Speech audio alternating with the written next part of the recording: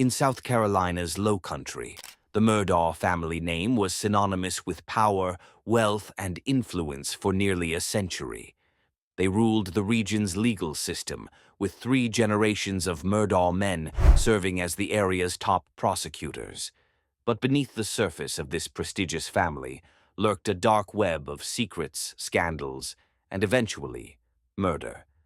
The unraveling of the Murdaugh family saga is one of the most shocking and convoluted true crime stories in recent memory. From mysterious deaths and a tragic boating accident to the stunning murder of 2 family members and a web of financial crimes, today we will dive deep into the chilling case of the Murdaugh family. The Murdaugh family's rise to power began in 1920 when Randolph Murdaugh Sr. founded the law firm that would dominate Hampton County, South Carolina, for decades. The Murdaugh family held the office of solicitor, a regional prosecutor position, covering 5 counties in the Low Country for nearly 87 years. They wielded immense influence over the legal system, with their reach extending deep into law enforcement, politics, and the courts. This powerful position allowed the Murdaugh family to gain enormous wealth through their legal practice, which specialized in personal injury lawsuits. The family's status made them untouchable, or so it seemed. To the outside world, the Murdaughs were the embodiment of Southern wealth and privilege. Patriarch Alex Murdaugh, his wife Maggie, and their 2 sons, Buster and Paul, lived a life of luxury on their 1,700-acre hunting estate, Moselle. However, this outward appearance of stability would soon begin to crumble as a series of tragic and mysterious events thrust the family into the national spotlight. The first crack in the Murdaugh family's seemingly perfect image came on the night of February 24, 2019. Paul Murdaugh, the younger son of Alex and Maggie, was driving his family's boat under the influence of alcohol. On board with him were several friends, including 19-year-old Mallory Beach. The group had been drinking heavily, and despite warnings from his friends, Paul recklessly drove the boat through the dark waters of Archer's Creek near Paris Island. Tragedy struck when the boat crashed into a bridge, throwing Mallory Beach overboard. Did you say a boat crash? A boat crash. There's 6 of us and 1 is missing.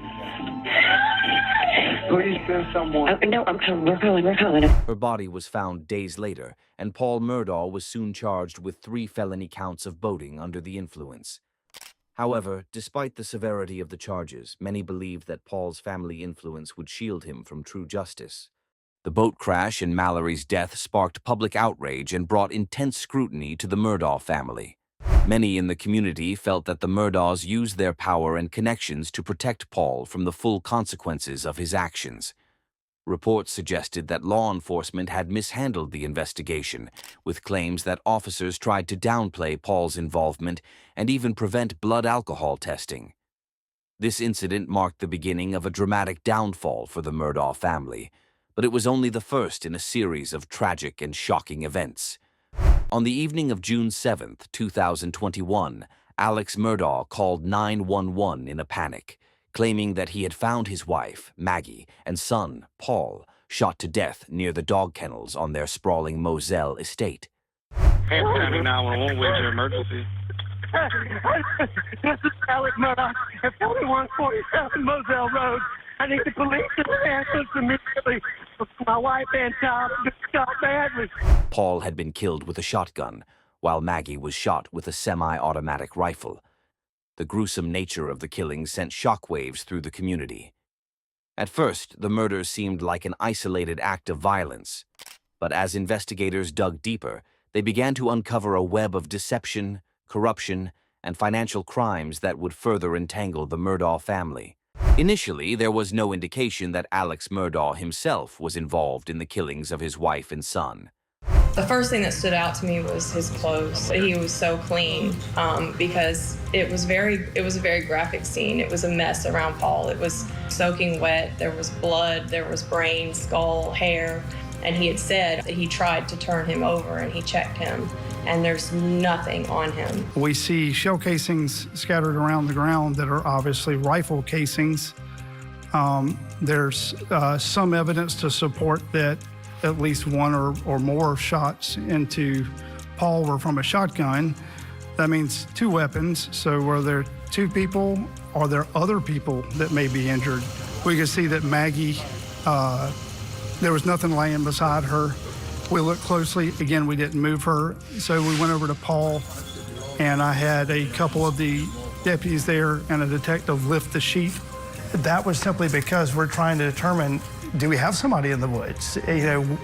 Where are the weapons? Was it a murder-suicide? Was it just a straight murder? Somebody going to check them? Yes, sir. They've already checked them. They did check them? Yes, sir. This is official that they're dead? Yes, sir. That's what it looks like. However, as investigators began to scrutinize his life and finances, they uncovered a host of troubling details. Alex Murdaugh, once a respected attorney, was facing immense financial pressure. He had been accused of embezzling millions of dollars from his law firm and clients over the course of many years, and his financial crimes were beginning to come to light. With the financial walls closing in, investigators began to question whether the murders of Maggie and Paul could have been an attempt to distract from Alex's growing legal and financial troubles. As the investigation deepened, Alex's perfect life unraveled even further. As the investigation into Maggie and Paul's murders continued, it became clear that Alex Murdaugh's financial situation was far more dire than anyone had realized. He was accused of stealing millions of dollars from his own law firm, Peters, Murdaugh, Parker, Eltzroth, and Dietrich, PMPED. This embezzlement scheme had been going on for years, and it was alleged that he had used the money to fund his lavish lifestyle and cover personal debts. But the financial crimes didn't stop there. Alex also faced accusations of defrauding the family of his longtime housekeeper, Gloria Satterfield, who had died in a mysterious fall at the Murdaugh home in 2018. Alex had convinced the family to file a wrongful death lawsuit against him, promising them a payout. However, he secretly pocketed the settlement money, totaling millions of dollars, without the family's knowledge. In a bizarre twist, just 3 months after the murders of Maggie and Paul, Alex Murdaugh himself was shot in the head while changing a tire on the side of the road on September 4th, 2021. However, it was soon revealed that the shooting had been part of a botched suicide-for-hire plot. Alex had hired a distant cousin, Curtis Edward Smith, to kill him so that his surviving son, Buster, could collect a $10 million life insurance payout. The plan failed, and Alex survived the shooting with minor injuries. This desperate act further exposed the depth of Alex's personal and financial troubles. It became clear that he was a man on the edge, willing to go to extreme lengths to escape the consequences of his actions. Following the staged shooting, Alex Murdaugh's world came crashing down. He was arrested and charged with multiple financial crimes, including embezzlement, fraud, and money laundering. As investigators continued to unravel his web of deceit, it became clear that Alex had stolen millions from his clients and law firm over the years. But the most shocking development came in July 2022, when Alex Murdaugh was charged with the murders of his wife Maggie and son Paul. Prosecutors alleged that Alex had killed his family members to divert attention from his financial crimes, hoping to buy himself more time to cover up his fraudulent activities. The prosecution argued that Alex Murdaugh was a man driven by greed, desperation, and the fear of losing his family's legacy. His financial crimes were on the verge of being exposed, and the walls were closing in on him. In a twisted attempt to gain sympathy and deflect from his legal troubles, the prosecution contended, Alex murdered his wife and son. Key evidence in the case included forensic analysis of Alex's movements on the night of the murders, phone records, and testimony from financial experts who detailed his embezzlement schemes. Hey, June 7th? Yes, What year? 21. June 7th, 2021. What happened? Went to look for Alec, and when I got upstairs, he was standing outside of his office leaning on a file cabinet. And he looked at me with a pretty dirty look, one I'd not seen before, and said, "What do you need now?" Clearly disgusted with me, which kind of raised my hackles. So I said, "Well, let's go in your office and talk about it." When we went in his office, I told him, I said, I have reason to believe that you received the Ferris money directly to you, and you need to prove to me that you did not. And he assured me again that the money was in there. I told him I still needed to see the ledgers or proof that it was. Again, he told me the money was in there, that we could get it any time. Said he was trying to leave it in there to decide what to do as far as structuring some more money or putting more money in Maggie's name. You asked him for proof, is that correct? Yes, Proof that he didn't have that money. yes, Were you able to complete that conversation on the morning of June 7th, 2021? it was actually the afternoon of June 7th. Afternoon. But no, we were not able to complete it. During the middle of our conversation, he took a phone call, and the call was saying that his father was in the hospital and that there was nothing more that could be done, and he was terminal. So at that point, I've known Alec since I was 16 years old, known the family forever. It turned into a personal conversation about how's your dad doing, how's everything doing, what's going on. And I basically thought he was leaving to go to the hospital to attend to his father, so I left the office at that time, and we did not discuss the money anymore. The prosecution also focused on the fact that Alex had the means, motive, and opportunity to commit the murders. Alex Murdaugh's defense team argued that he was a loving father and husband who would never have harmed his family. They claimed that the real killers were still out there and suggested that the murders may have been connected to threats Paul had received after the 2019 boating accident.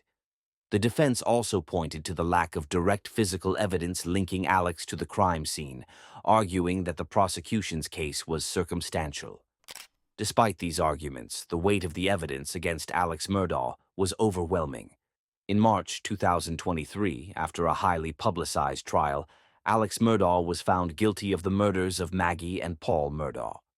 He was sentenced to life in prison without the possibility of parole. The verdict marked the final chapter in the downfall of one of South Carolina's most powerful families. The Murdaugh family, once revered in South Carolina's Low Country, is now associated with scandal, corruption, and murder. The case has left a deep scar on the community, and the Murdaugh name, once synonymous with legal power, will forever be linked to this tragic and horrifying saga. The Murdaugh case serves as a cautionary tale about the dangers of unchecked power and privilege. For decades, the family operated above the law, using their influence to escape consequences. But in the end, the truth came to light, and the once powerful dynasty crumbled under the weight of its own deception. The Murdaugh family case is a haunting reminder of how power can corrupt and how the pursuit of wealth can lead to tragic consequences. For more in-depth true crime stories that uncover the dark side of privilege and influence, don't forget to subscribe and join us as we continue to explore the world of crime, justice, and human nature.